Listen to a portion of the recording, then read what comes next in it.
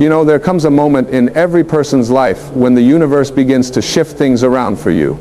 Not because you've done everything perfectly, not because you've figured it all out, but because you're finally ready. You're ready to receive what's been waiting for you all along. And here's what I want you to understand right from the start. When something big is about to come into your life, when God or the universe or whatever you choose to call that infinite intelligence is preparing to hand you something magnificent, there are signs, clear, unmistakable signs that most people miss because they're too busy looking in the wrong direction. The first sign that something extraordinary is coming your way is this. You begin to feel a strange sense of peace even when everything around you seems chaotic. Now this might sound backwards to you. You might think, well, shouldn't I feel excited? Shouldn't I feel energized? But what happens is much more profound than that. You start to feel this inner calm, this quiet knowing that everything is going to work out, even when your logical mind can't see how.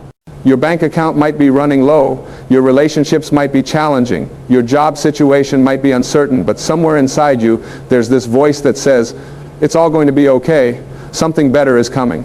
This peace isn't about being passive or giving up, it's about being aligned. When you're truly aligned with your higher purpose, when you're in sync with the flow of life, you stop resisting what is. You stop fighting against the current. And in that surrender, in that acceptance of the present moment, you create space for something new to enter. Think about it like this. If your hands are clenched tightly around what you're afraid to lose, how can you receive what's trying to come to you? You can't hold on and receive at the same time. That peace you're feeling is your soul's way of opening your hands, of preparing you to receive. Most people spend their entire lives in a state of anxiety, constantly worried about what might go wrong, constantly preparing for disaster.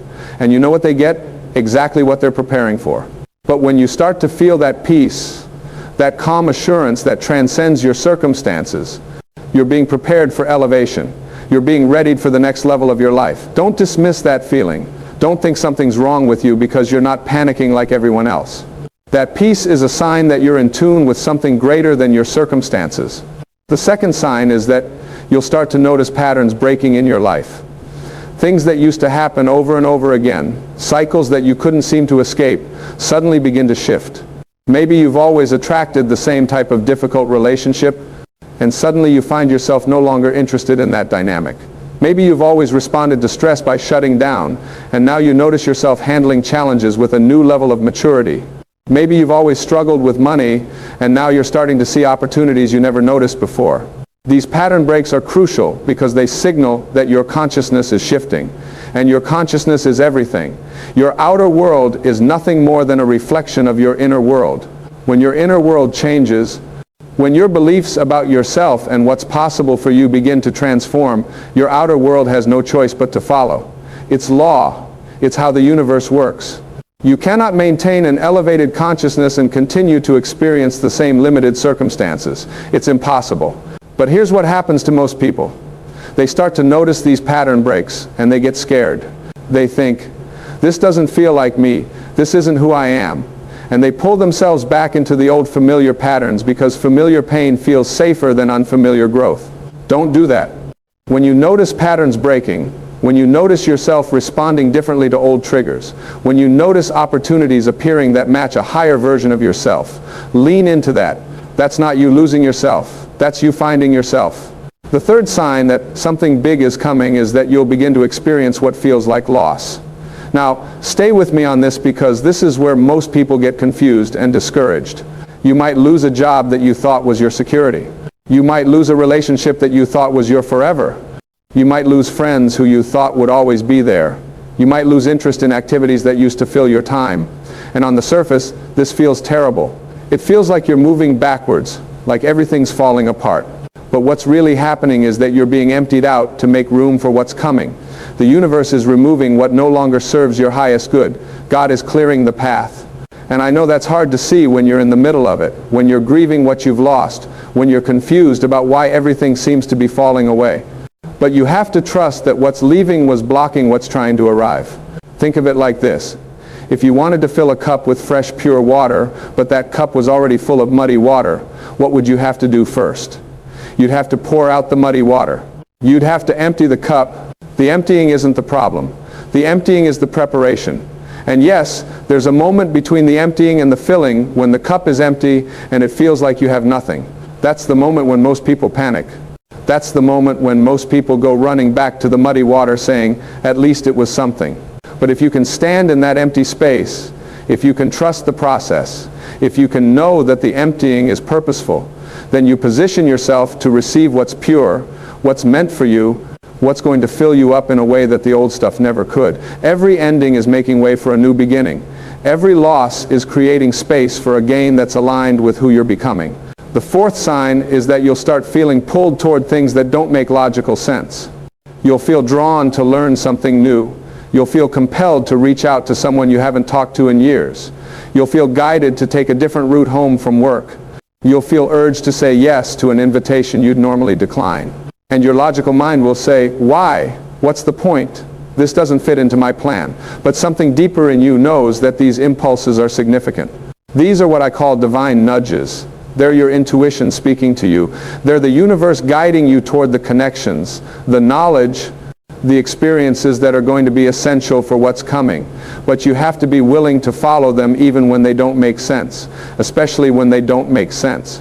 Because the logical mind can only work with what it already knows. It can only create more of what already is. But your intuition is connected to a higher intelligence that can see the bigger picture, that knows what's around corners you haven't turned yet. Most people ignore these nudges. They talk themselves out of acting on them. They say, that's silly, that's random, that's not practical. And then 5 years later they look back and say, if only I had followed that feeling, if only I had made that call, if only I had taken that class. Don't be that person. When you feel those pulls, those promptings, those gentle urgings towards something that your mind can't explain, honor them, act on them, trust them. They're breadcrumbs leading you to your blessing. The fifth sign is that you'll start to see synchronicities multiply in your life. You'll think of someone and they'll call you. You'll need specific information and it'll show up in a conversation you overhear. You'll be struggling with a question and the answer will appear on a billboard. You'll meet someone randomly who turns out to have exactly what you need. These aren't coincidences. There's no such thing as coincidence. These are confirmations that you're on the right path, that you're aligned, that the universe is orchestrating things on your behalf. When synchronicities start happening frequently, it means you're in flow. It means the veil between the physical and the spiritual is thin for you right now. It means you're paying attention. Most people experience synchronicities all the time, but they dismiss them. They think, oh, that's weird, and then they move on. But when you're being prepared for something big, you start to notice them. You start to recognize them as the signposts they are. You start to see that you're being communicated with, that you're being guided, that you're not alone in this process. Pay attention to the synchronicities. Write them down. Acknowledge them. Thank the universe for them. Because when you give attention to these signs, when you recognize them and appreciate them, you signal to the universe that you're awake, that you're aware, that you're ready to receive more. And the more you acknowledge, the more you'll receive. It's a beautiful cycle of communication between you and the infinite intelligence that's always working in your favor. The sixth sign is that you'll face increasing challenges that seem designed to test you. Right before your breakthrough, you'll often face your biggest breakdown. Right before you level up, you'll face obstacles that make you want to quit. And this isn't the universe being cruel. This isn't God abandoning you. This is the final test. This is the refinement process. This is life. Asking you, are you really ready for what you've been asking for? Are you really committed to your growth? Will you keep going even when it gets hard? See, when something big is about to come into your life, you have to become the person who can handle it. You have to develop the strength, the character, the resilience, the faith that matches the size of the blessing. And that development doesn't happen in comfort. It happens in challenge. It happens when you're pushed to your limits and you have to reach inside yourself for resources you didn't know you had. It happens when you want to quit, but you choose to keep going. It happens when everything looks impossible, but you decide to believe anyway. These challenges aren't obstacles to your blessing. They're preparation for it. They're building your capacity. They're expanding your consciousness. They're proving to you, not to the universe, but to yourself, that you're ready. Because the blessing that's coming is going to require a version of you that can sustain it, that can steward it wisely, that can handle the responsibility and the visibility and the influence that comes with it. So when things get harder before they get better, don't think you're going in the wrong direction. Don't think your prayers aren't being answered. Understand that you're in the final stretch. Understand that you're being strengthened for what's ahead.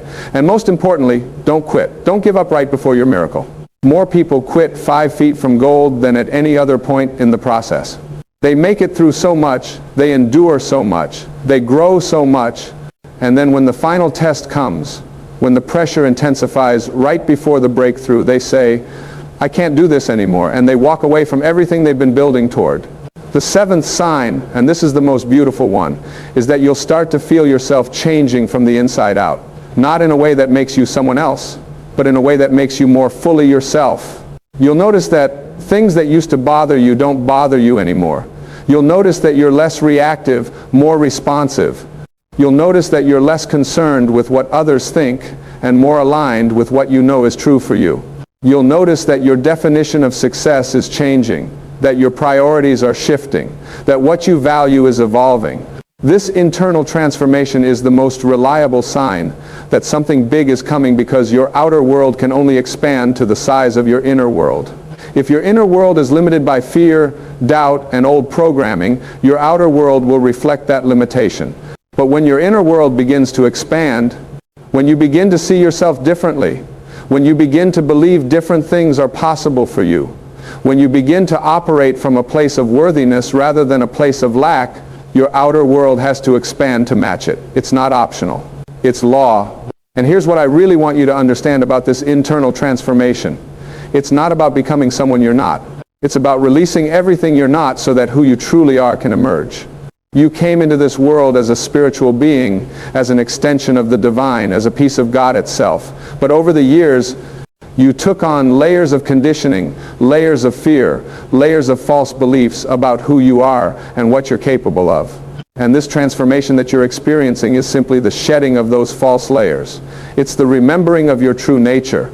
It's the awakening to your infinite potential. When you start to feel this shift inside yourself, when you start to recognize that you're not the same person you were 6 months ago or a year ago, when you start to notice that your thoughts are different, your energy is different, your responses are different, celebrate that, honor that, protect that, because that internal shift is the foundation upon which your external blessing will be built. Without the internal shift, the external blessing wouldn't last. It would be like building a mansion on sand. But with the internal shift, with the solid foundation of your transformed consciousness, anything that comes to you will be sustainable, will be meaningful, will be exactly what you're meant to have. Now, here's what I want you to do with this information. I want you to look at your life right now and honestly assess whether you're experiencing these signs.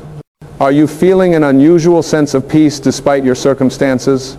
Are patterns breaking in your life? Are you experiencing loss or endings that are clearing space? Are you being pulled toward things that don't make logical sense? Are you noticing synchronicities? Are you facing challenges that are testing your resolve? Are you feeling yourself transform from within? If you're experiencing even one or two of these signs, something is shifting for you. If you're experiencing several of them, something big is absolutely on its way. And if you're experiencing all of them, you're right on the edge of a major breakthrough. But here's the key. You have to cooperate with the process. You have to trust it. You have to stay in faith even when you can't see the full picture yet. Too many people experience these signs and they sabotage themselves.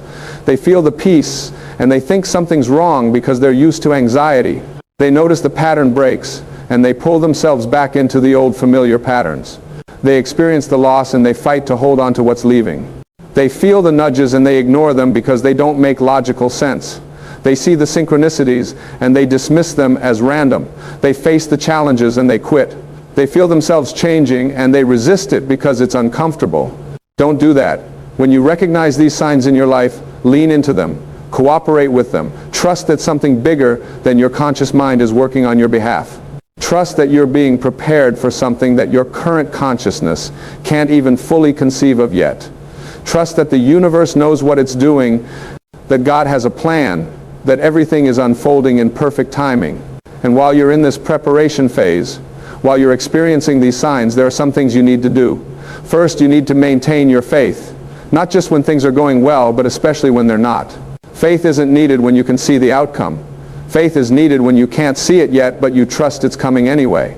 Your faith is what bridges the gap between where you are and where you're going. Your faith is what keeps you in the game when your circumstances are telling you to quit. Your faith is what allows the universe to work miracles on your behalf. Second, you need to do the inner work. You can't just sit around waiting for your blessing to fall from the sky. You have to prepare yourself to receive it. You have to work on your mindset, your beliefs, your emotional patterns, your habits. You have to clear out the old programming that's been keeping you small. You have to release the fears and doubts that have been blocking your good. You have to forgive the people who have hurt you, because holding on to resentment is like drinking poison and expecting them to die. You have to love yourself enough to believe that you're worthy of receiving everything you desire. Third, you need to take inspired action. When you feel those nudges, follow them. When you see an opportunity, move toward it. When you're guided to do something, do it. Don't sit around being passive and spiritual, waiting for everything to be done for you. The universe meets you halfway. It responds to your movement. It supports your action. But you have to be willing to step out in faith, to take risks, to do things that scare you, to move before you have all the answers. Fourth, you need to surround yourself with the right energy. The people you spend time with matter. The content you consume matters. The conversations you engage in matter. If you're surrounded by people who are negative, who are doubting, who are stuck in victim consciousness, that energy is going to affect you. It's going to pull you down. It's going to make it harder for you to maintain your faith and your vision. But if you surround yourself with people who are growing, who are positive, who are committed to their own evolution, that energy is going to lift you up. It's going to support you. It's going to make the journey easier. Fifth, you need to practice gratitude right now for what you already have and for what's coming. Gratitude is one of the highest vibrations you can operate from. When you're grateful, you signal to the universe that you recognize the abundance that already exists in your life. And the universe says, "Oh, you appreciate what you have? Here, have more." Gratitude also shifts your focus from what's missing to what's present. It takes you out of lack consciousness and puts you into abundance consciousness. And you cannot receive abundance from a place of lack. You can only receive abundance from a place of recognizing abundance. So be grateful for the signs you're seeing. Be grateful for the challenges you're facing, because they're making you stronger. Be grateful for the losses you're experiencing, because they're clearing the way. Be grateful for the peace you're feeling, the synchronicities you're noticing, the transformation you're undergoing. And be grateful in advance for what's coming. Thank the universe now for the blessing that's on its way. Feel the feeling of having already received it. Live from that place of gratitude and expectation. Sixth, you need to release attachment to how it's supposed to happen. You can know what you want. You can be clear about your desires. But you have to be willing to release control over the specific path by which it comes to you. The universe has a much bigger perspective than you do. It can see opportunities and possibilities that you can't see yet. It can orchestrate circumstances in ways that your limited mind could never plan. But it can only do that if you're willing to let go of your rigid ideas about how things should unfold. Maybe you think your blessing is going to come through your job, but the universe has a completely different avenue planned. Maybe you think it's going to look one way, but it's actually going to look completely different and far better than you imagined. Maybe you think it's going to happen on your timeline, but the universe has a different timeline that's actually more perfect. If you're attached to the how, you'll miss the actual blessing when it shows up, because it won't match your expectations. So hold your vision, but hold it loosely. Be clear about what you want, but be flexible about how it comes. Trust that the universe knows the best path, the right timing, the perfect method. Your job is to stay aligned, to do your part, to keep your